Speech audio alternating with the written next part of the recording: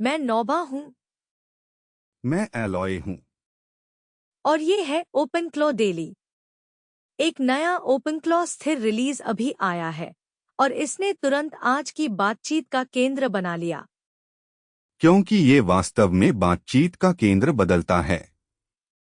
ज्यादा प्रोवाइडर विस्तार, ज्यादा ऑपरेटर टूलिंग, बेहतर ऑनबोर्डिंग, साफ कोडेक्स बाउंड्रीज, तेज प्लगइन लोडिंग, बेहतर डायग्नोस्टिक्स।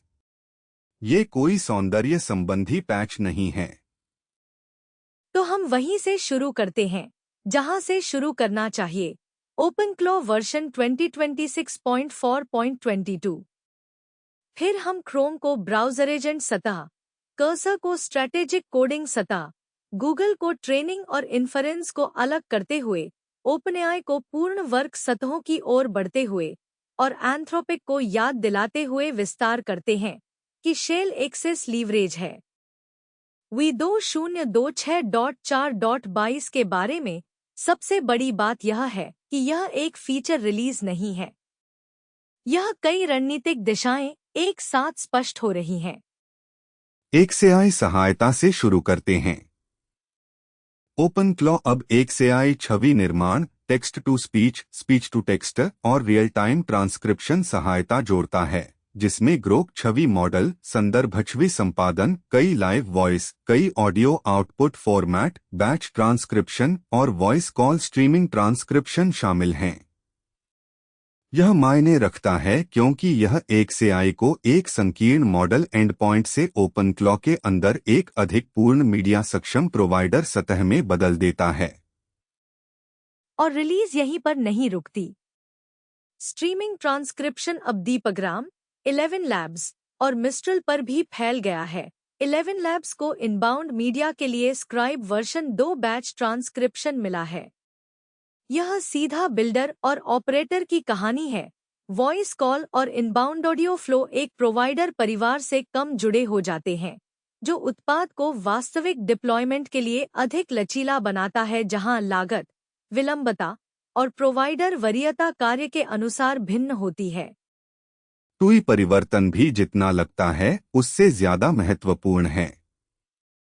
वर्जन 2026.4.22 गेटवे के बिना चैट चलाने के लिए एक स्थानीय एम्बेडेड टर्मिनल मोड जोड़ता है, जबकि प्लगइन अनुमोदन गेट्स लागू रहते हैं। यह एक बहुत वास्तविक क्वालिटी ऑफ लाइफ और डिप्लॉयमेंट बदलाव है। यह स्थानीय टर्मिनल नेटिव उपयोग के लिए एक साफ रास्ता बनाता है, बिना यह झूठा दावा किए कि सुरक्षा या अनुमोदन गायब हो जाने चाहिए क्योंकि गेटवे लूप से बाहर है। फिर ऑनबोर्डिंग है। सेटअप फ्लो अब गायब प्रोवाइडर और चैनल प्लगइन को ऑटो इंस्टॉल कर सकता है, ताकि पहली बार चलाने पर कॉन्फ़िगरेशन मैनुअल प्लगइन रिकवरी के बिना पूरा हो सके। यह उन बदलावों में से एक है जो रिलीज नोट्स में छोटे लगते हैं और जीवंत प्रोडक्ट अनुभव में बहुत बड़े होते हैं। पहली बार चलाने का घर्षण वह जगह है जहां बहुत सारा भरोसा खोया जाता है। अगर सेटअप टूटा हुआ महसूस करता है, तो पूरा प्रोडक्ट टूटा हुआ महसूस करता है। चैट साइड मॉडल रजिस्ट्रेशन एक और शांत रूप से मजबूत एडिशन है। नया स्लैश मॉडल्स एड कमांड आपको चैट से मॉडल रजिस्टर करने और गेटवे को रिस्टार्ट किए बिना उसका उपयोग करने देता है। यह वही तरह का ऑपरेटर क्वालिटी इंप्रूवमेंट है जो बेकार की सेरेमनी कम करता है। यह मॉडल सरफेसिंग को कॉन्फ़िग सर्जरी जैसा कम और रनटाइम एडमिनिस्ट्रेशन जैसा ज्यादा बनाता है। गहरा पैटर्न यह है कि ओपनक्लॉ एक रनटाइम बनने के लिए ज्यादा गंभीर होता जा रहा है, जो कई सरफेस को कोऑर्डिनेट करता है बजाय सिर्फ एक चैट बॉक्स के पीछे मॉडल एक्सपोज करने के। ज्यादा प्रोवाइडर ब्रेथ, ज्यादा ट्रांसपोर्ट फ्लेक्सिबिलिटी, ज्यादा लाइव मीडिया कैपेबिलिटी और ऑपरेटर और रनटाइम के बीच कम घर्षण। और जिस कारण से यह मायने रखता है वह यह है कि ये बदलाव एक दूसरे के ऊपर स्टैक होते हैं। एक से आई को एक ही एनवायरनमेंट में इमेज, स्पीच और रियल टाइम ट्रांसक्रिप्शन मिलना सिर्फ एक प्रोवाइडर एक्सपांशन बुलेट नहीं है। इसका मतलब है कि ऑपरेटर एक CI को एक साइड एक्सपेरिमेंट के बजाय एक असली मल्टी मॉडल राउटिंग स्ट्रैटेजी का हिस्सा मान सकते हैं। दीपग्राम 11 लैब्स और मिस्ट्रल का ट्रांसक्रिप्शन पाथ एक्सपैंड करना मतलब वॉइस वर्कफ्लो एक सिंगल प्रोवाइडर डिपेंडेंसी की तरह दिखना बंद करते हैं और कॉस्ट, स्पीड और क्वालिटी के आसपास जानबूझकर आर्किटेक्ट करने योग्य कुछ बनना शुरू होते हैं। लोकल एम्बेडेड टर्मिनल मोड उसी कारण से मायने रखता है। बहुत सारे प्रोडक्ट तब तक फ्लेक्सिबल लगते हैं जब तक आप नहीं पाते कि कन्वीनियंस पाथ और सेफ पाथ असल में अलग प्रोडक्ट हैं। लोगों को गेटवे के बिना लोकली चैट्स चलाने देना जबकि plug in approval gates enforced रहें, यह एक बहुत ही प्रैक्टिकल सिग्नल है कि ओपनफ्लो ऑपरेटर कंट्रोल्स को छोड़े बिना डिप्लॉयमेंट घर्षण कम करने की कोशिश कर रहा है। यही मैच्योर रनटाइम थिंकिंग दिखती है। ऑनबोर्डिंग स्टोरी इससे भी बड़ी है। मिसिंग प्रोवाइडर और चैनल प्लगइन को ऑटो इंस्टॉल करना एक मल्टी प्रोवाइडर सिस्टम में सबसे एनॉइंग फेलियर मोड में से एक को क्रैश करता है, उस पल को जहां प्रोडक्ट आशाजनक दिखता है, फिर आप वास्तव में वैल्यू प्रूव करने से पहले टूट जाता है। अगर पहली बार चलाने का पाथ ब्रिटल है, तो पूरा स्टैक ब्रिटल फील करता है। अगर पहली बार चलाने का पाथ सेल्फ हीलिंग है, तो रनटाइम जल्दी भरोसा कमाता है। और चैट से लाइव मॉडल रजिस्ट्रेशन वही तरह का डिटेल है जो जब मॉडल रिलीज वेलोसिटी एब्सर्ड हो जाती है तो मायने रखता है। अगर फ्रंटियर हर कुछ दिनों में मूव करता है, तो ऑपरेटर हर नए मॉडल एक मैन्युअल रीस्टार्ट रिचुअल वाला वर्कफ्लो मैनेज नहीं कर सकते। रनटाइम मोशन में एडमिनिस्ट्रेबल फील करना चाहिए। यही है जो यह रिलीज इस तरफ धकेलता रहा है। वर्जन 2026.4.22 के कुछ सबसे अहम बदलाव फ्लैशी फीचर बुलेट्स नहीं हैं। ये क्लीन अप मूव्स हैं जो रनटाइम को ज्यादा ईमानदार और कम ड्रिफ्ट प्रोन बनाते हैं। सबसे अहम में से एक है OpenAI Codex auth change.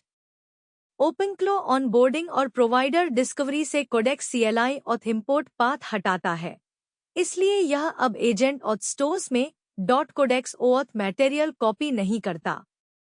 Browser login या डिवाइस पेयरिंग अब इसका पाथ है। यह मायने रखता है क्योंकि टूलिंग बाउंड्रीज में कॉपी किया गया आइडेंटिटी मटेरियल वही तरह की कन्वीनियंस है जो लॉन्ग टर्म सिक्योरिटी और डिबगिंग मिस बन जाती है। यहाँ एक गहरा हार्नेस कंसिस्टेंसी कहानी भी है।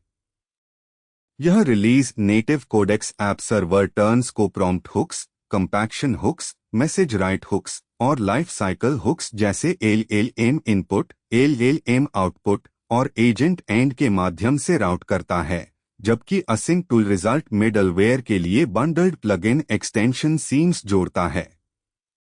व्यावहारिक मूल्य यह है कि कोडेक्स पाथ व्यवहार पाथ व्यवहार से ड्रिफ्ट करना बंद कर देता है।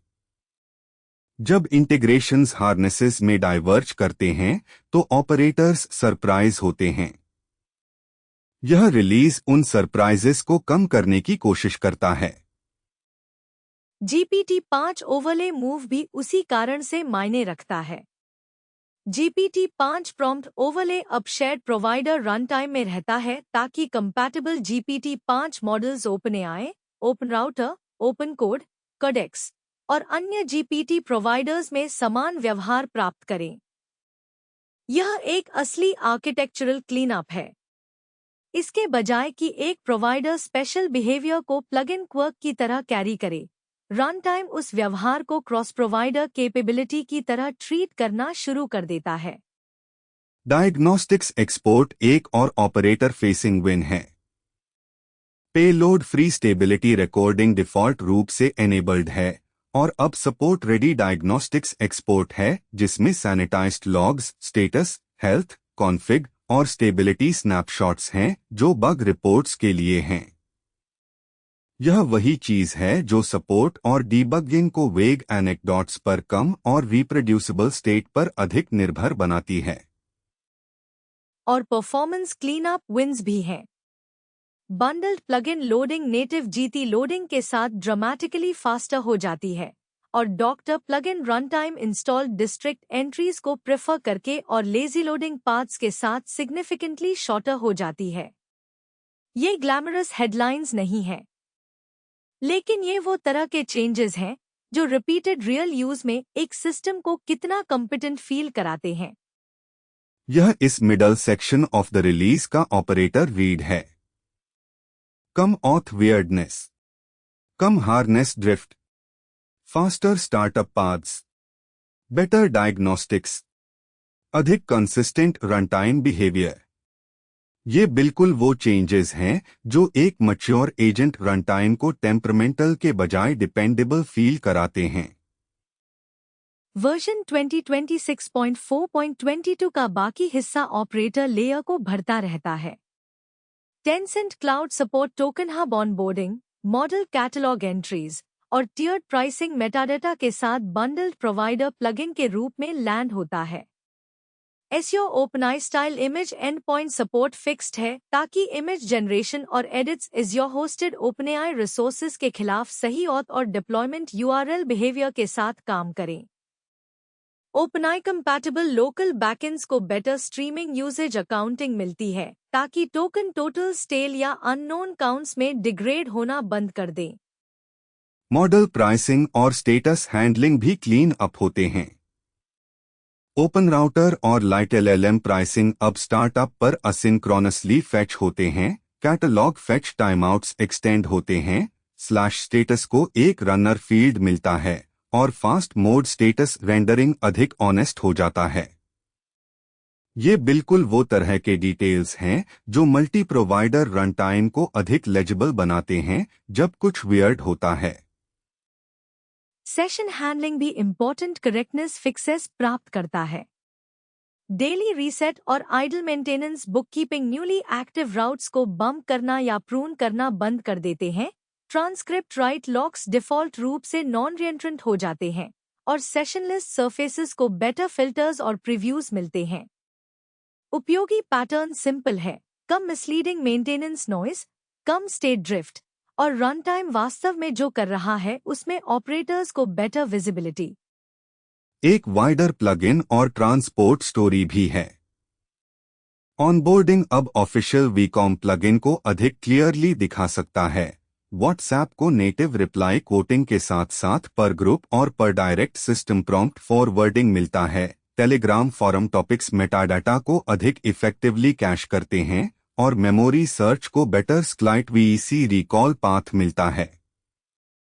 इनमें से कोई भी होल रिलीज नहीं है। पॉइंट अक्यूमुलेशन है। वर्जन 2026.4.22 ओपन क्लॉ को रनटाइम को प्रोवाइडर्स, ट्रांसपोर्ट्स, डायग्नोस्टिक्स और हार्नेसेस में एक साथ अधिक कंप्लीट बनाते हुए दिखता है। रिलीज का व्यावहारिक अर्थ यह है कि ओपनक्लॉ एक चैट बॉक्स के पीछे मॉडल दिखाने से ज्यादा कई सतहों को समन्वित करने वाली लेयर बनने को लेकर ज्यादा गंभीर हो रहा है। ज्यादा प्रोवाइडर विस्तार, ज्यादा ऑपरेटर टूलिंग, साफ ऑथ बाउंड्रीज, मजबूत डायग्नोस्टिक्स और कम हार्नेस ड्रिफ्ट। यह वो तरह की रिलीज है जो डेमो के बाद मायने रखती है। और चूंकि यह आज आया है, यह एपिसोड की शुरुआत में जगह पाने लायक है। जब तक हम बिल्डर स्तर की लड़ाई के बाकी हिस्से पर वापस नहीं जाते, हमें एक बड़े नए विकास पर रुकना होगा। GPT 5.5 बस कोडेक्स में आया लगता है। और यह कोई साइड नोट नहीं है। अगर अपडेट सच है और सतह से ऐसा दिखता है जैसे इसका उतना ही मतलब है, तो यह पूरे बिल्डर मार्केट में सबसे बड़े लाइव शिफ्ट में से एक है, क्योंकि यह कोडिंग सतह कैसी महसूस हो सकती है इसके लिए बेसलाइन उम्मीदों को बदल देता है। हमें उन विशिष्टताओं को ज्यादा बड़ा दिखाने से बचना चाहिए जिन्हें हमने अभी तक स्वतंत्र रूप से बेंचमार्क नहीं किया है। लेकिन हर एक डेल्टा को जानने का दिखावा किए बिना भी रणनीतिक निहितार्थ पहले से स्पष्ट हैं। अगर GPT 5.5 कोडेक्स के अंदर long context coding, tool use, planning या एजेंट रिलायबिलिटी में सामग्री रूप से बेहतर है, तो हर गंभीर बिल्डर इसे तुरंत महसूस करता है। क्योंकि उस स्तर के मॉडल जंप्स एक प्रोडक्ट के अंदर अलग थलग नहीं रहते। वे तुलना बिंदुओं को बदलते हैं। वे बदलते हैं कि यूजर दूसरे टूल्स से क्या सहन करते हैं। वे बदलते हैं कि क्या काफी तेज, काफी स्मार्ट, काफी विश्वसनीय और पैसे देने लायक है। वे बदलते हैं कि जब मॉडल वास्तव में मदद कर रहा है, सिर्फ सुझाव देने के बजाय, तो एक कोडिंग सेशन कैसा महसूस होना चाहिए। और ओपन क्लॉ के लिए स्पेसिफिकली कुंजी सवाल यह नहीं है कि क्या इसका मतलब है कि आप ओपनआई ओनली हो जाते हैं। ऐसा नहीं है। कुंजी सवाल यह है कि एक बड़ा GPT class move routing, overlays, defaults, operator expectations और प्रोवाइडर न्यूट्रलिटी और प्रोवाइडर स्पेसिफिक एडवांटेज के बीच संतुलन को कैसे बदलता है एक मल्टी प्रोवाइडर रन टाइम के अंदर। कुछ तरीकों से एक बड़ा GPT 5.5 जंप ओपन क्लॉ को ज्यादा इम्पोर्टेंट बनाता है। अभी भी किसी को तय करना है कि कौन से टास्क्स सबसे मजबूत प्रीमियम मॉडल के पास जाने चाहिए, कौन से टास्क्स सस्ते प्रोवाइडर्स पर रहने चाहिए, उन मॉडल्स को चैट और टर्मिनल पाथ्स में कैसे दिखाया जाए, फॉलबैक्स कैसे काम करते हैं, प्रॉम्प्ट्स कैसे कंसिस्टेंट रहते हैं, और सिस्टम कैसे बचता है एक पाइल ऑफ कस्टम एक्सेप्शंस बनने से हर बार जब एक लैब लीप फॉरवर्ड शिप करता है। यही वजह है कि V2026.4.22 रिलीज डिटेल्स इस कॉन्टेक्स्ट में ज्यादा मैटर करते हैं, कम नहीं। कंपैटिबल प्रोवाइडर्स में शेयर्ड GPT 5 ओवरले बिहेवियर ज्यादा मैटर करता है अगर फ्रंटियर ओपनआई क्लास मॉडल्स तेजी से आगे बढ़ रहे हैं। कोडेक्स पाथ क्लीनअप ज्यादा मैटर करता है अगर कोडेक्स एक ज्यादा इंपॉर्टेंट सर्फेस बनता है। चैट साइड मॉडल रजिस्ट्रेशन ज्यादा मैटर करता है अगर ऑपरेटर्स को नए मॉडल्स एक्सपोज करने की जरूरत है बिना दुनिया को रीस्टार्ट किए। डायग्नोस्टिक्स एक्सपोर्ट ज्यादा मैटर करता है अगर टीम्स को मॉडल शिफ्ट के तुरंत बाद परफॉर्मेंस, कॉस्ट और बिहेवियर की तुलना करने की जरूरत है। यहाँ एक प्रोडक्ट स्ट्रैटेजी की कहानी भी है।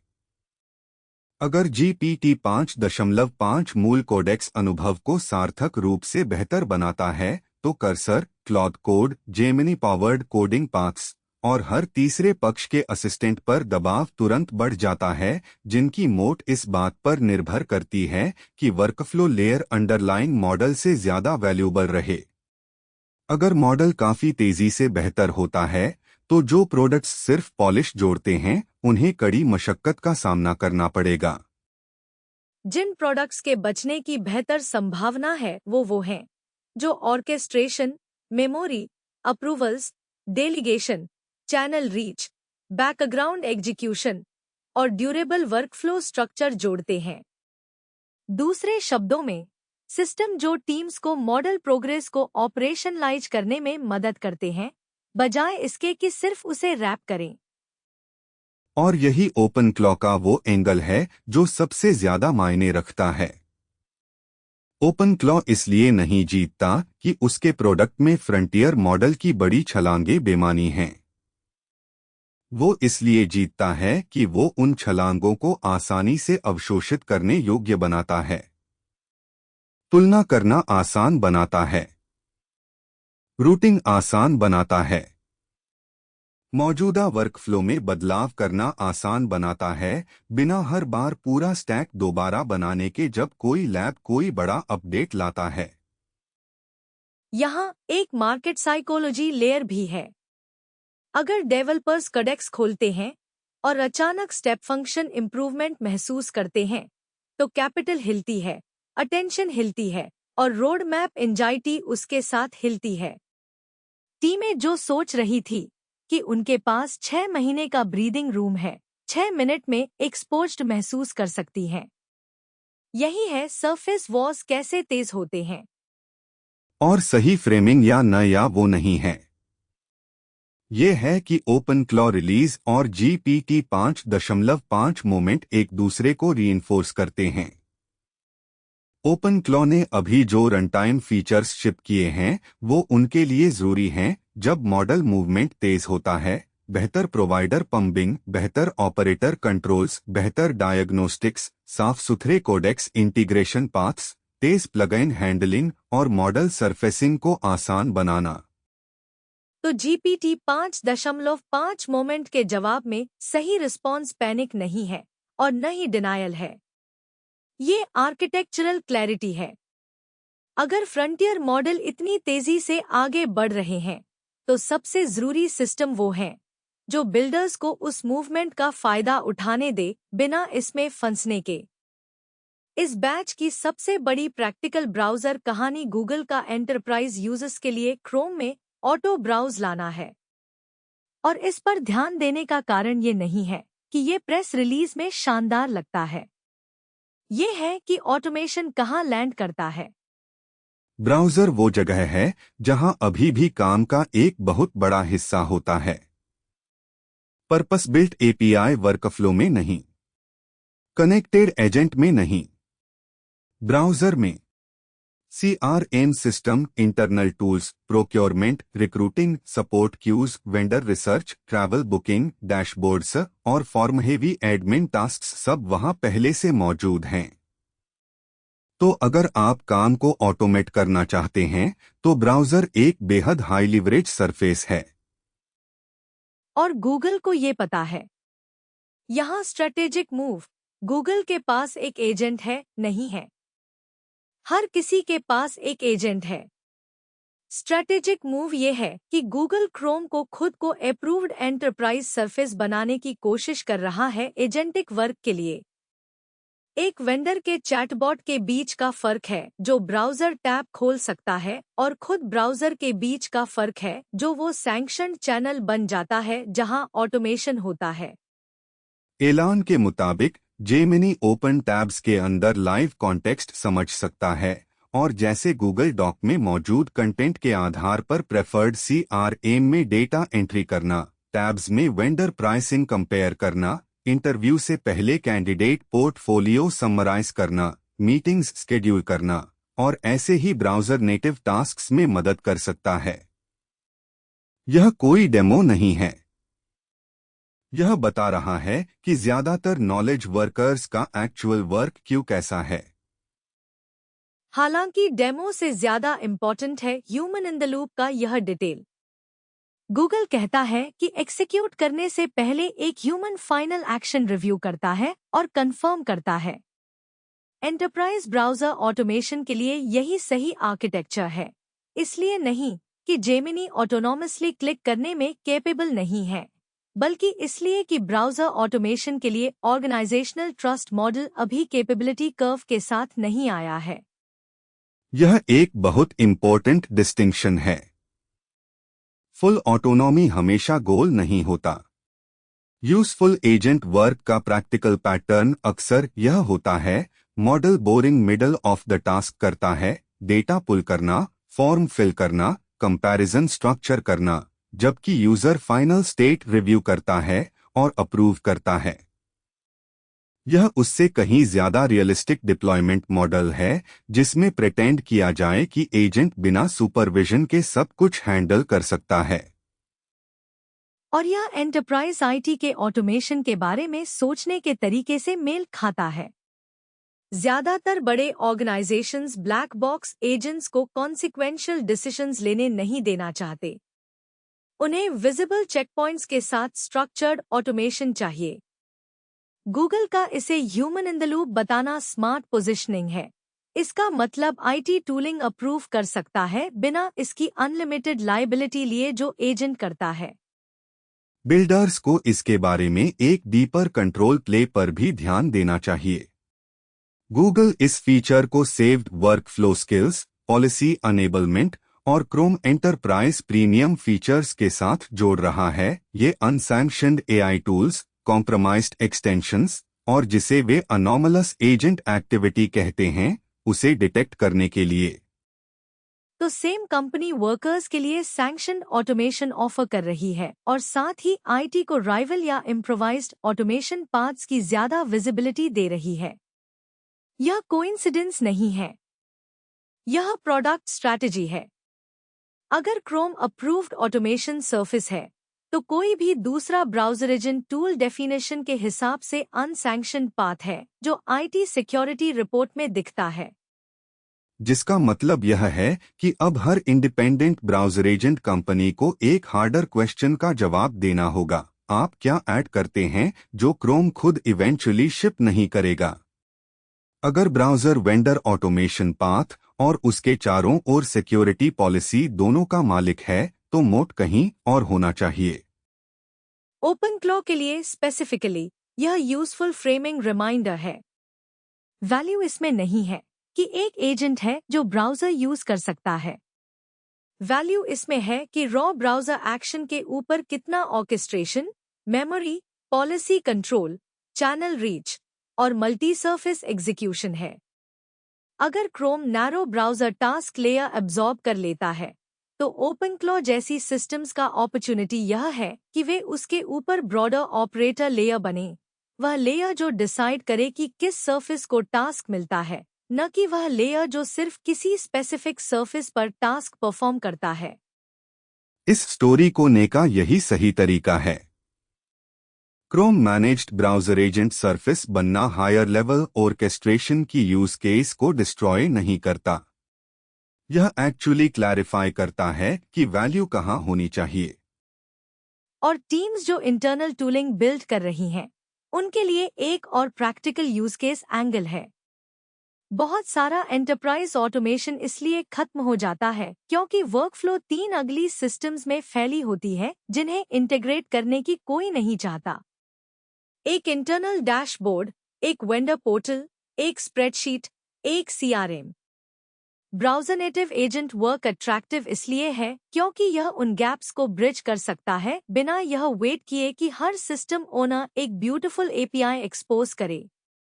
यह ब्राउज़र को हमेशा के लिए आइडियल इंटीग्रेशन लेयर नहीं बनाता, लेकिन रियल कंपनीज जिनके पास मेसी स्टैक्स हैं, उनके लिए यह एक बहुत पावरफुल ट्रांजिशनल लेयर बनाता है।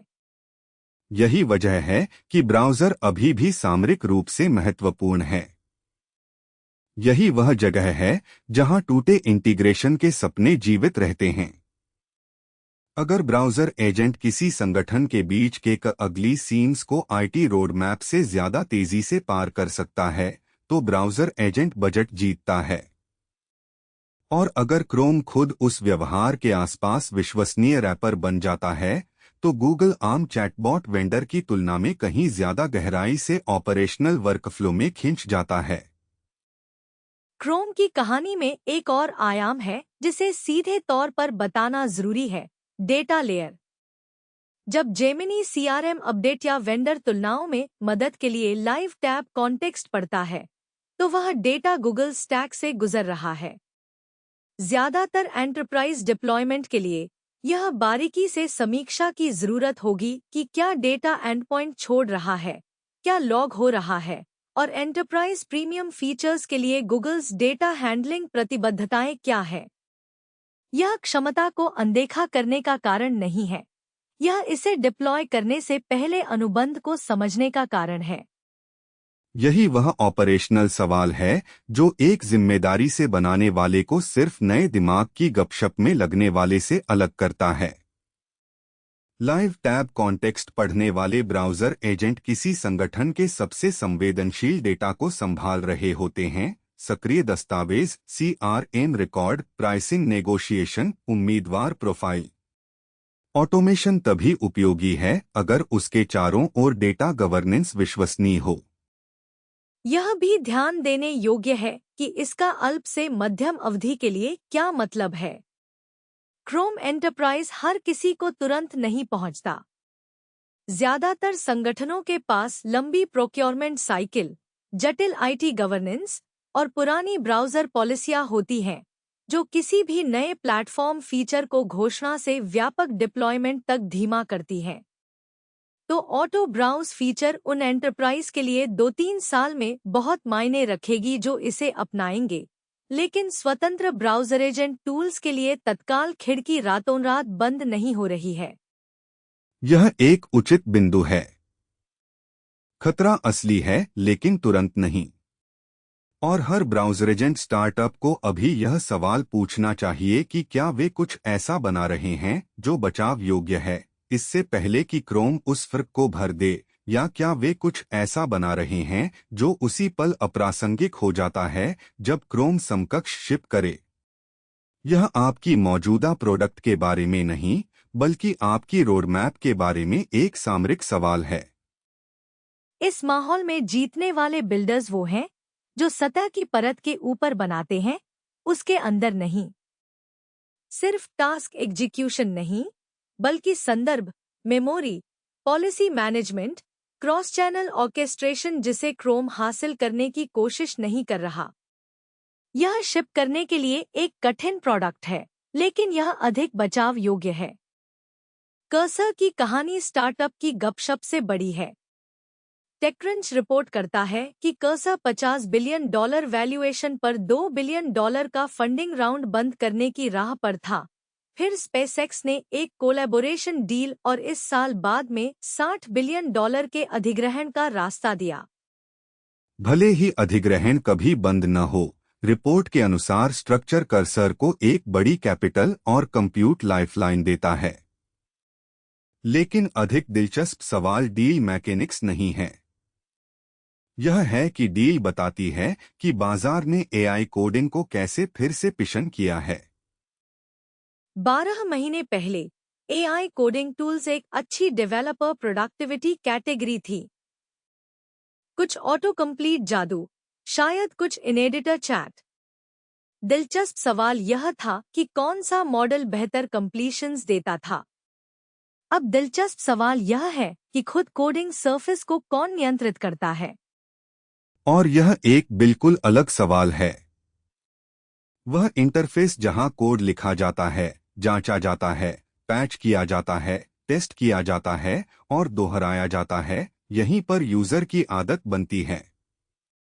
यहीं पर असली काम का डेटा जमा होता है। यहीं पर मॉडल की पसंद चिपक जाती है।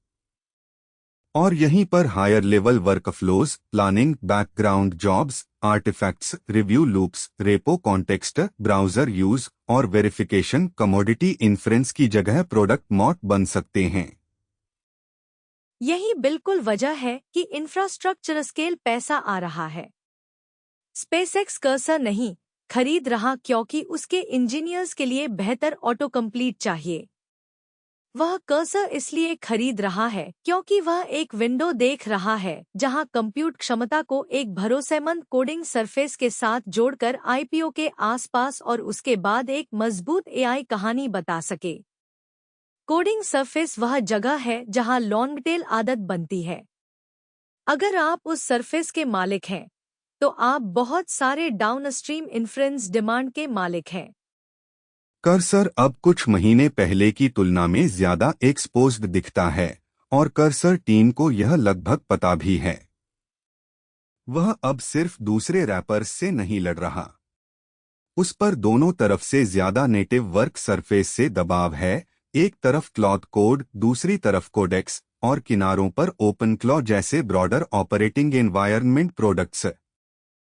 कर्सर के लिए सवाल सिर्फ यह नहीं है कि उसका यूएक्स अच्छा है या नहीं है। सवाल यह है कि क्या एक स्टैंडअलोन कोडिंग इंटरफेस अपनी पोजीशन बनाए रख सकता है जब मॉडल वेंडर्स और कंप्यूट वेंडर्स दोनों तय कर लें कि सरफेस लेयर स्ट्रेटेजिक है। एक बार जब मार्केट के दोनों तरफ आपके लेवल पर compete करने का फैसला हो जाए, तो स्टैंडअलोन प्रोडक्ट को या तो बहुत मजबूत मॉड चाहिए या बहुत मजबूत स्पॉन्सर। यही वह है जो स्पेसएक्स ऑफर कर रहा है, एक कंप्यूट स्पॉन्सर और एक कैपिटल शील्ड। शायद यह ऊपर से आने वाले स्क्वीज से बचने के लिए काफी हो, या शायद यह सवाल को सिर्फ टाल दे। इस स्टोरी का बिल्डर टेकवे चाहे कैसा भी हो, कर्सर एक्विजिशन जो भी तरह से हो, स्पष्ट है। एआई कोडिंग को ऑटो कंप्लीट, बस बेहतर समझना मत। इसे सॉफ्टवेयर क्रिएशन के डिफ़ॉल्ट वर्कबेंच पर जंग के तौर पर समझो। और एक बार यह सच हो जाए, एक बार सरफेस खुद इनाम बन जाए, तो एक्विजिशन प्रेशर, बंडलिंग प्रेशर, और प्राइसिंग प्रेशर एक साथ तेज होने लगते हैं। सरफेस लेयर की जंग असली है और यह सिर्फ कोडिंग तक सीमित नहीं है। यह ब्राउज में हो रही है, इमेज जनरेशन में हो रही है, एजेंट ऑर्केस्ट्रेशन में हो रही है, डॉक्यूमेंट वर्कफ्लोज में हो रही है। कॉमन पैटर्न यह है कि अंडरलाइंग मॉडल सस्ता और एक्सेसिबल होता जा रहा है, तो जंग ऊपर सरफेस की तरफ जाती है, जो लोगों को असल में मॉडल का उपयोग करके काम पूरा करने में मदद करता है। और यही वजह है कि इंफ्रास्ट्रक्चर प्लेयर्स उन सरफेस के मालिक बनना चाहते हैं। मॉडल कमोडिटी है, मार्जिन वहां है जहां सरफेस है। यह भी पूछना वर्थ है कि इसका क्या मतलब है उन बिल्डर्स के लिए जो कर्सर स्केल के नहीं हैं। अगर आप कोडिंग टूल या असिस्टेड डेवलपमेंट वर्कफ्लो बना रहे हैं, तो कॉम्पिटिटिव डायनामिक्स अभी और तीव्र हो गई हैं। लैब्स आपके लेयर पर compete कर रहे हैं।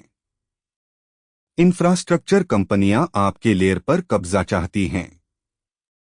और सबसे फंडेड इंडिपेंडेंट प्लेयर अभी एक रॉकेट कंपनी के लिए संभावित एक्विजिशन टारगेट बन गया है। यह ग्लूम लगता है, लेकिन इससे गुजरने का एक यथार्थवादी रास्ता है।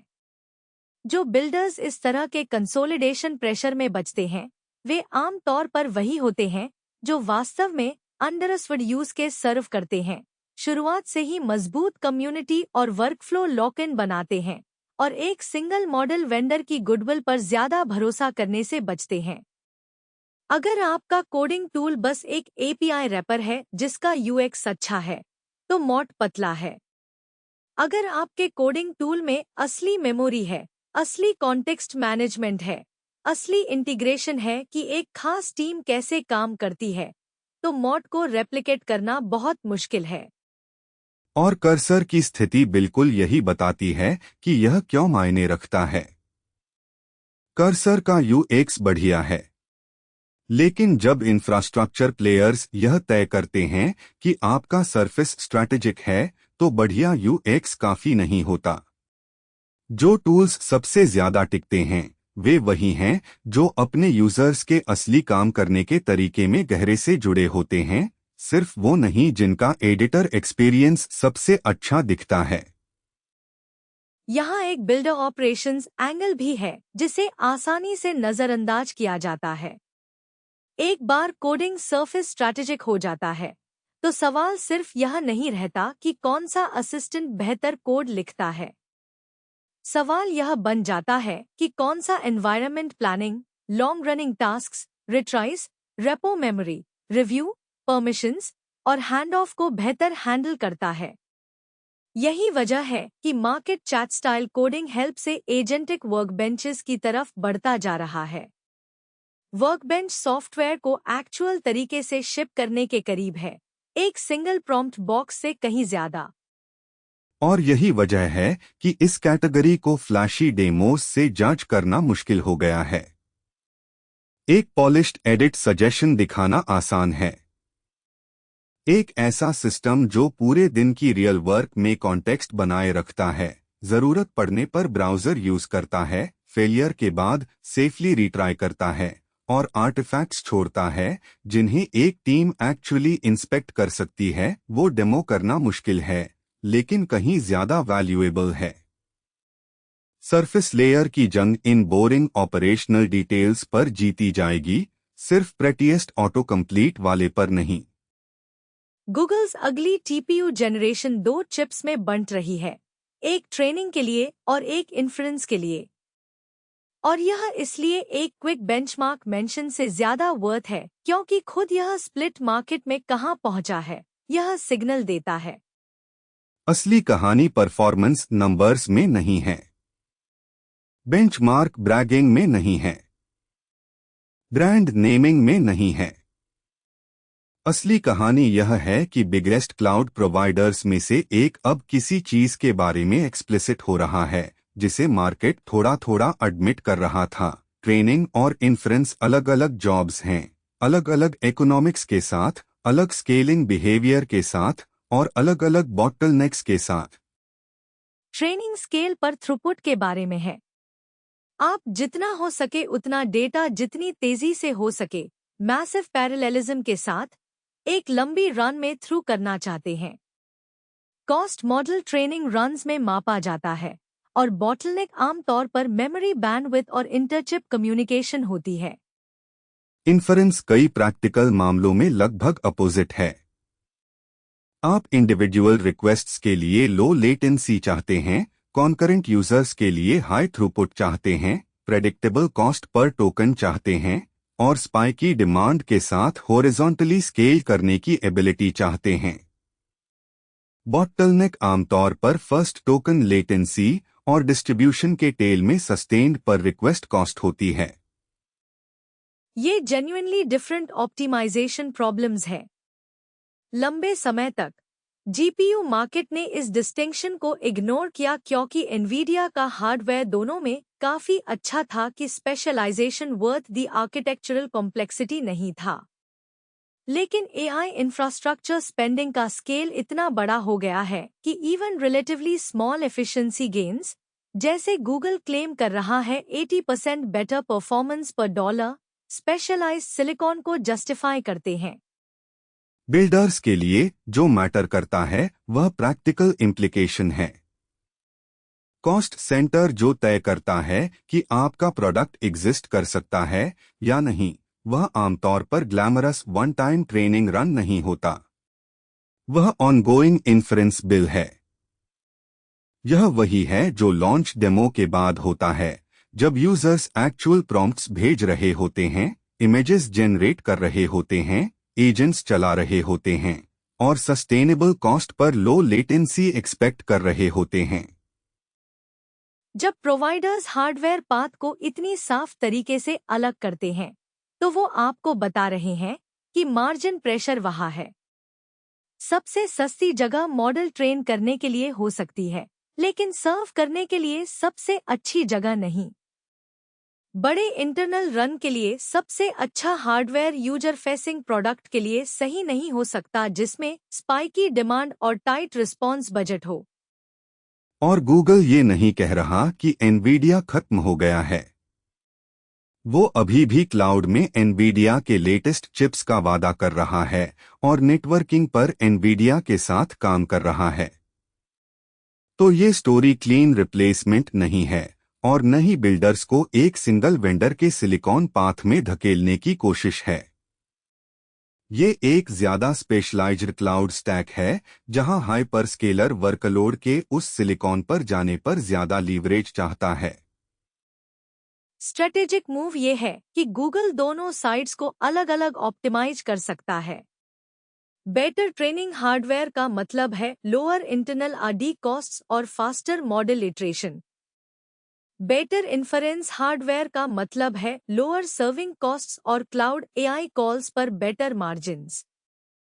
दोनों जरूरी हैं एक कंपनी के लिए जो फ्रंटियर मॉडल्स ट्रेन कर रही है और उन्हें एपीआई के जरिए बेच रही है। जो बिल्डर्स अपने मॉडल्स ट्रेन नहीं कर रहे हैं, उनके लिए तुरंत का टेकवे प्रैक्टिकल है। इंफ्रास्ट्रक्चर चॉइस ज्यादा वर्कलोड स्पेसिफिक हो रहा है। अगर आप स्केल पर एआई प्रोडक्ट्स शिप करने के बारे में गंभीर हैं, तो आपको बढ़ते हुए ज्यादा रीजन करना होगा कि ट्रेनिंग कहाँ है, इन्फरेंस कहाँ है और आपका आर्किटेक्चर कितना एक वेंडर की कॉस्ट स्ट्रक्चर पर डिपेंड करता है। हार्डवेयर ज्यादा स्पेशलाइज्ड हो रहा है क्योंकि वर्कलोड्स इतने अलग हैं कि स्पेशलाइजेशन लायक है। ये मार्केट के मैच्योर होने का साइजियन है, चेतावनी नहीं, बल्कि एक सिग्नल कि कौन से इकोनॉमिक्स बदलते रहेंगे। छोटे एआई प्रोडक्ट्स के लिए प्रैक्टिकल इम्प्लीकेशन ये है कि इंफ्रास्ट्रक्चर कॉस्ट कर्व तरीकों से बदलता रहेगा जो बाहर से प्रेडिक्ट करना मुश्किल है। अगर गूगल अपने सिलिकॉन पर 80% बेटर इन्फ्रेंस एफिशिएंसी पा सकता है, तो ये बदलता है कि वो जेमिनी एपीआई कॉल्स के लिए क्या चार्ज कर सकता है, जो क्लाउड इन्फ्रेंस में जेमिनी से मैच करने वाले हर मॉडल के लिए कॉम्पिटिटिव डायनामिक्स बदलता है। स्केल पर हार्डवेयर स्पेशलाइजेशन सिर्फ चिप स्टोरी नहीं है, ये प्राइसिंग स्टोरी है। और ये इसीलिए वेंडर न्यूट्रल राउटिंग और मल्टी प्रोवाइडर आर्किटेक्चर मायने रखते हैं। अगर एक प्रोवाइडर की इन्फरेंस कॉस्ट हार्डवेयर गेन्स की वजह से सिग्निफिकेंटली ड्रॉप होती है, तो आप लोड उनकी तरफ शिफ्ट कर पाना चाहेंगे। अगर दूसरे प्रोवाइडर की कॉस्ट बढ़ती है क्योंकि उनका हार्डवेयर स्ट्रेटेजी कॉम्पिटिटिव नहीं है, तो आप उनके आसपास राउट कर पाना चाहेंगे। इंफ्रा लेयर पर एक प्रोवाइडर के इन्फरेंस पाथ में लॉक इन होने का मतलब है कि आप उनके सारे हार्डवेयर स्ट्रेटेजी डिसीजन अब्सॉर्ब करते हैं, चाहे आप करना चाहें या नहीं। ये चिप स्टोरी और आर्किटेक्चर स्टोरी के बीच सीधा कनेक्शन है। हार्डवेयर सिर्फ वेंडर का इंटरनल कंसर्न नहीं है। ये प्राइसिंग, लैटेंसी और अवेलेबिलिटी तक फ्लो करता है। जो बिल्डर्स इसे समझते हैं वो बेटर राउटिंग डिसीजन ले पाते हैं। जो बिल्डर्स इन्फरेंस को ब्लैक बॉक्स मानते हैं वो हैरान होते हैं जब इकोनॉमिक्स उनके नीचे से बदल जाते हैं। इस महीने का सबसे स्पष्ट स्ट्रेटेजिक पैटर्न ओपनएआई का रॉ मॉडल एक्सेस से ऊपर उठकर ज्यादा पूरे वर्क सरफेस की तरफ जाना है, और आप इसे एक साथ दो जगह देख सकते हैं, कडेक्स और इमेजेस 2.0। इमेजेस 2.0 से शुरू करते हैं क्योंकि यह स्टैक के ऊपर जाने को व्यवहार में कैसे दिखता है इसका ज्यादा ठोस उदाहरण है। टेकक्रंच के हाथों हाथ कवरेज का तर्क है कि पुरानी पहचान जनरेट की गई इमेज में टूटा हुआ टेक्स्ट तेजी से कमजोर हो रहा है। मेनू, पोस्टर, यूआई एलिमेंट्स, आइकोनोग्राफी, घनी लेआउट, मल्टी पैनल कंपोजिशन और नॉन लैटिन टेक्स्ट सब बहुत ज्यादा उपयोगी दिख रहे हैं पिछली जनरेशन की तुलना में। यह मायने रखता है क्योंकि बहुत सारा असली बिजनेस इमेज काम कॉन्सेप्ट आर्ट नहीं है। यह slide graphics, marketing assets, diagram, thumbnail, interface mock, मेनू, कॉमिक्स, विज्ञापन और स्ट्रक्चर्ड विजुअल्स है जहां टेक्स्ट और कंपोजिशन पूरा काम है। एक बार मॉडल यह ठीक से कर सकता है, इमेज जनरेशन सिर्फ क्रिएटिव टॉय नहीं रहेगा और प्रोडक्शन इंफ्रास्ट्रक्चर बनने लगेगा। ओपनएआई मॉडल को इमेज क्रिएशन के बारे में ज्यादा सोच के साथ फ्रेम कर रहा है। बेहतर instruction following, multiple output size और ज्यादा कम्प्लेक्स आर्टिफैक्ट जनरेशन। यह फ्रेमिंग जानबूझकर है। वे इसे विजुअल आउटपुट पर लागू रीजनिंग टूल के तौर पर पोजीशन कर रहे हैं, सिर्फ बेहतर टेक्स्ट एनकोडर वाले डिफ्यूजन मॉडल के बजाय। और व्यावहारिक निहितार्थ बहुत मायने रखता है। अगर आप मेनू, यूआई वायरफ्रेम, मार्केटिंग पोस्टर या टेक्निकल डायग्राम ऐसे जनरेट कर सकते हैं जिनका टेक्स्ट असल में पढ़ने योग्य है, तो आपने प्रोडक्शन वर्कफ्लो के कई स्टेप्स को एक एपीआई कॉल में समेट दिया है। जनरेटेड ड्राफ्ट और उपयोगी आर्टिफैक्ट के बीच का गैप विजुअल वर्क की पूरी एक कैटेगरी के लिए बहुत छोटा हो गया है। अब इसे कोडेक्स से जोड़े। वही कंपनी एक सीरियस कोडिंग एनवायरनमेंट बना रही है जो ब्रांड एक्सटेंशन के बजाय असली वर्क सरफेस के तौर पर बढ़ता जा रहा है। पैटर्न बिल्कुल वही है, इंटेंट और उपयोगी आर्टिफैक्ट के बीच का गैप समेटो, चाहे आर्टिफैक्ट कोड हो, इमेज हो, प्लान हो या रिसर्च सारांश हो। ओपनएआई सिर्फ इंटेलिजेंस बेचने की कोशिश नहीं कर रहा, यह वो सरफेस हासिल करना चाहता है जहां इंटेंट कम फ्रिक्शन के साथ आउटपुट में बदले। Coding surface, artifact surface, image surface, agent surface. यह एपीआई एंडपॉइंट यहाँ है, अपना काम खुद बनाओ से बिल्कुल अलग खेल है। एंडपॉइंट मॉडल कमोडिटी लेयर बनता जा रहा है। डायूआरएबीएलई प्रोडक्ट वहीं रहती है जहां सरफेस है। बिल्डर्स के लिए यह प्रतिस्पर्धी सिग्नल और स्ट्रैटेजिक स्पष्टीकरण दोनों है। अगर आप ओपनएआई के एपीआई के ऊपर बिल्ड कर रहे हैं तो वह कंपनी जिस पर आप निर्भर हैं सक्रिय रूप से आपके स्टैक की लेयर की ओर बढ़ रही है। यह जरूरी नहीं कि आपदा है, प्लेटफॉर्म यह सब समय समय पर करते हैं, लेकिन इसका मतलब है कि आपको अपना डिफरेंशिएशन कहाँ है, इस बारे में सोचकर चलना होगा ओपनएआई क्या अगला शिप करेगा उसके साथ। ओपनक्लॉ के बिल्डर रिलेवेंस को फ्रेम करने का यह सही जगह है। ओपनक्लॉ का यूज केस सिर्फ कई मॉडल तक एक्सेस नहीं है।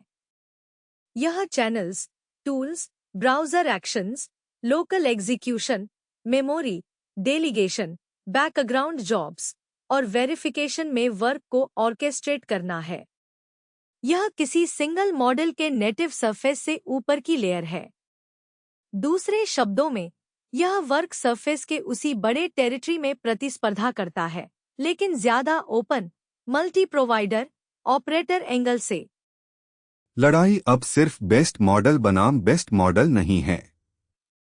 यह इस बात की है कि किसका एनवायरनमेंट असली काम को स्पेसिफाई, एग्जीक्यूट, वेरीफाई और कल जारी रखना सबसे आसान बनाता है। और यह वो लड़ाई है जहां सिंगल मॉडल वेंडर की रोडमैप पर बंधे रहना स्ट्रक्चरल कमजोरी है, फीचर नहीं। यहाँ कंटेंट वर्कफ्लो का एक बहुत व्यावहारिक निहितार्थ भी है। अगर इमेज जनरेशन विश्वसनीय तरीके से पढ़ने योग्य टेक्स्ट दे सकता है, तो रोजाना कंटेंट ऑपरेशंस बनाने वाली टीमें इसे सिर्फ कॉन्सेप्ट मॉकअप की जगह असली प्रोडक्शन ड्राफ्ट के लिए इस्तेमाल कर सकती हैं।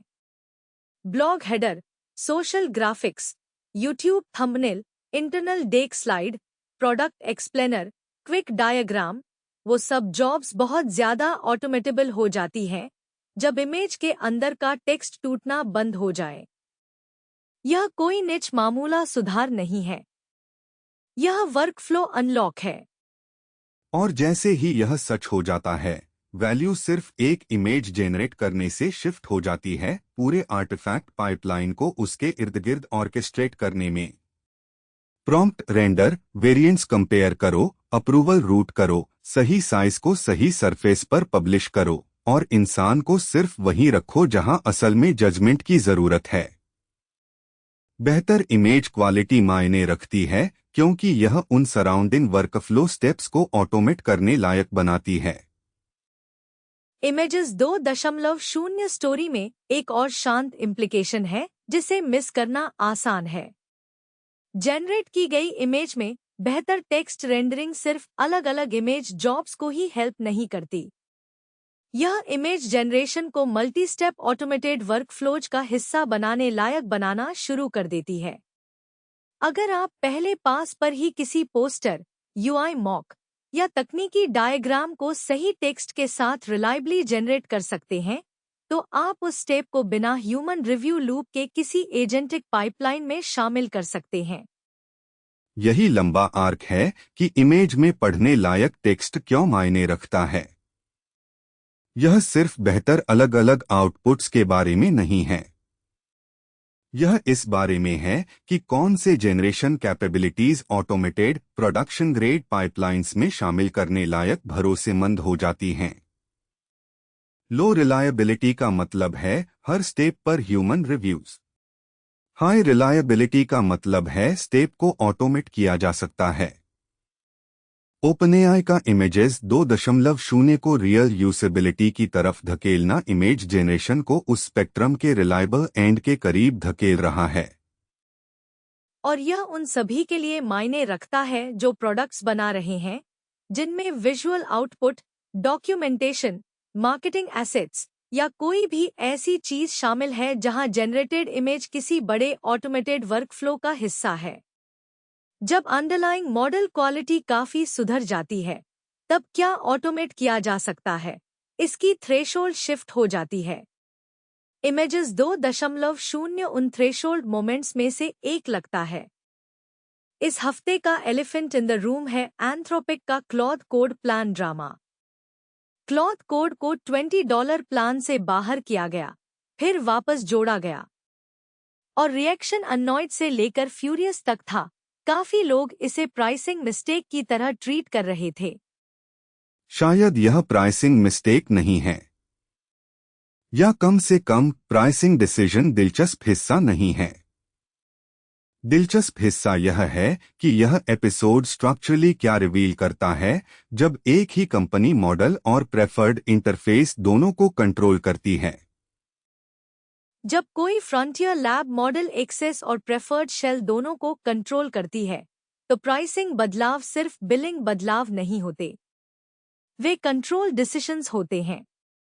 वे इस पर असर डालते हैं कि किसे एक्सपेरिमेंट करने की इजाज़त है, किसे हैबिट्स बनाने की, कौन से थर्ड पार्टी वर्कफ्लो वायबल रहते हैं और वेंडर के प्रेफर्ड पाथ से बाहर रहना कितना महंगा है। सोचो कि क्लॉड कोड स्ट्रक्चरली क्या है। यह सिर्फ चैट इंटरफेस नहीं है। यह एक शेल है जो एक एजेंटिक कॉन्टेक्स्ट में आपके मॉडल के साथ इंटरैक्ट करने के तरीके को डिफाइन करता है। यह शेप करता है कि आप कौन से टूल्स की तरफ जाते हैं, कौन से वर्कफ्लो नेचुरल लगते हैं, कौन से इंटीग्रेशंस आप अपने अराउंड बनाते हैं। अगर आप क्लॉड कोड को अपना प्राइमरी शेल बनाते हैं, तो एंथ्रोपिक के प्राइसिंग और एक्सेस डिसीजंस सिर्फ सब्सक्रिप्शन डिसीजंस नहीं हैं। वे आपके ऑपरेशनल एनवायरनमेंट के बारे में डिसीजंस हैं। और एंथ्रोपिक काफी देख से third party harnesses, preferred interfaces और एंटरप्राइज डिप्लॉयमेंट सरफेसेस के अराउंड एक्सेस को टाइटन और रीशेप कर रहा है।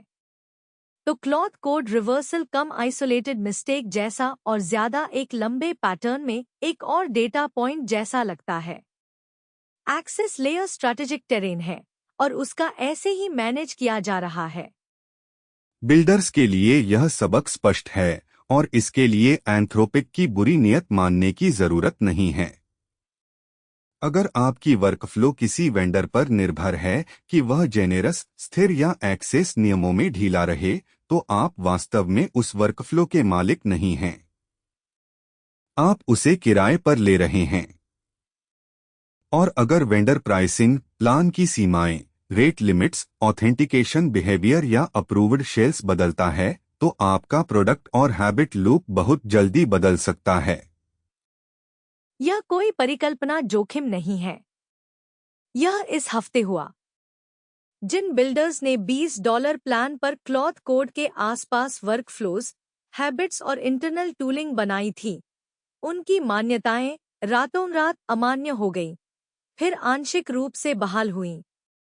भले ही रिस्टोरेशन जीत की तरह लगा, इस एपिसोड ने स्पष्ट रूप से दिखाया कि एक्सेस सशर्त है। इसीलिए मल्टी प्रोवाइडर और ओपन वर्कबेंच स्ट्रैटेजी अभी भी मायने रखती हैं। कोडेक्स मायने रखता है। ओपन क्लॉ मायने रखता है। लोकल मॉडल पाथ्स मायने रखते हैं। प्रोवाइडर राउटिंग मायने रखती है। यह इसलिए नहीं कि हर लैब बुरी है, बल्कि इसलिए कि इंटरफेस लेयर पर स्ट्रैटेजिक कंट्रोल इस तरह के पल उत्पन्न करता रहेगा। लैब्स के पास एक्सेस लेयर को अपने बिजनेस मॉडल के अनुकूल आकार देने की प्रेरणाएं हैं। कभी कभी यह आपकी जरूरतों से मेल खाता है, कभी कभी नहीं। परिपक्व बिल्डर का जवाब केवल आक्रोश नहीं है। यह आर्किटेक्चर है। जहां संभव हो, सिंगल वेंडर निर्भरता कम करें। जानें कि आपके स्टैक का कौन सा हिस्सा सुविधा है और कौन सा कंट्रोल पॉइंट है। उन सतहों और इंटरफेस के आसपास बनाएं जिन्हें आप रेप्लिकेट या सब्स्टिट्यूट कर सकते हैं। अस्थायी एक्सेस को ड्यूरेबल लीवरेज के साथ न मिलाएं। यहां एक उपयोगी एक्सरसाइज है। आपके एआई स्टैक में हर एक्सटर्नल डिपेंडेंसी के लिए 2 सवाल पूछें। पहला, अगर कल ही यह वेंडर प्राइसिंग या एक्सेस नियम बदल दे, तो आपको इससे बचने में कितना समय लगेगा? दूसरा, क्या आपने वाकई वह रास्ता टेस्ट किया है? ज्यादातर बिल्डर्स पहले सवाल का जवाब सैद्धांतिक रूप से जानते हैं। बहुत कम लोगों ने इसे टेस्ट किया है। क्लॉड कोड एपिसोड एक रिमाइंडर है कि अगर जरूरत पड़ी तो स्विच कर सकते हैं। हमारे पास एक वास्तविक विकल्प है जो काम करता है, जैसा नहीं है। यह उस तरह का आर्किटेक्चरल हाइजीन है जो तब तक अनावश्यक लगता है जब तक वह दिन नहीं आता। जिन बिल्डर्स को क्लॉथ कोड एपिसोड से सबसे कम व्यवधान हुआ, वे पहले से ही मल्टी प्रोवाइडर राउटिंग वाले थे, जिन्होंने पहले से ही अपनी वर्कफ्लोज को पर्याप्त रूप से एब्स्ट्रैक्ट किया था कि अंतर्निहित शेल को बदलना कॉन्फ़िग बदलना था, रिबिल्ड नहीं। यह परानोइया नहीं है। यह वेंडर कॉम्पिटिटिव मार्केट में अच्छा सिस्टम डिजाइन है। और गहरा सबक यह है कि आप अपने मेंटल मॉडल को कहां कैल्सिफाई होने देते हैं। अगर आप क्लॉड कोड को शेल मानते हैं तो आपको परेशानी है जब एंथ्रोपिक क्लॉड कोड बदलता है। अगर आप शेल को एक एब्स्ट्रैक्शन मानते हैं जो आज के लिए क्लॉड कोड चला रहा है तो आपके पास बहुत अधिक फ्लेक्सिबिलिटी है। यह हर लेयर पर लागू होता है, मॉडल, एपीआई, डिप्लॉयमेंट सतह, ऑथेंटिकेशन पाथ। एब्स्ट्रैक्शन के मालिक बने, इम्प्लीमेंटेशन किराए पर लें। अगर क्लॉड कोड मेस में कोई उपयोगी सबक है तो यह है कि बिल्डर्स को सुविधा को ओनरशिप मानना बंद कर देना चाहिए। एक वर्कफ्लो जो केवल इसलिए काम करती है क्योंकि वेंडर अस्थायी रूप से जेनेरस है, वह स्थिर वर्कफ्लो नहीं है।